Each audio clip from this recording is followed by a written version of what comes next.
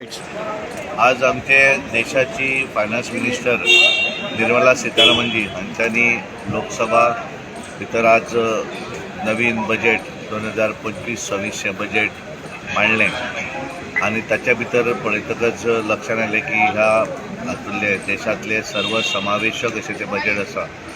म्हळ्यार भितर युवा आसत, महिला आसत, फार्मर्स आसत, बिझनसमॅन आसत, ह्या सगळ्याच जाणांक ताचो फायदो मेळटलो अशें बजेट आसा.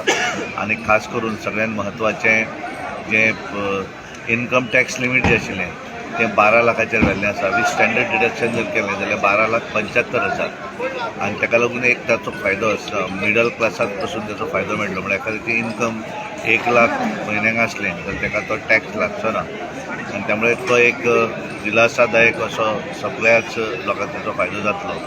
आनी म्हणून आमच्या देशाचे पंतप्रधान नरेंद्र मोदीजीचें हांव अभिनंदन करतां, तांकां धन्यवाद दिता, कारण तांच्यांनी बारीक मनशाक कसो फायदो जातलो तो पळयल्लें आसा. गोंयच्या दृश्टीन जर आमी विचार केलो जाल्यार टुरिजम सॅक्टरा भितर सुद्दां तांच्यांनी होम स्टे आसत, बाकीच्या सगळ्या हाका लागून ते बेनिफीट दिवप अशें ठरयल्लें आसा. ताचो फायदो जातलो.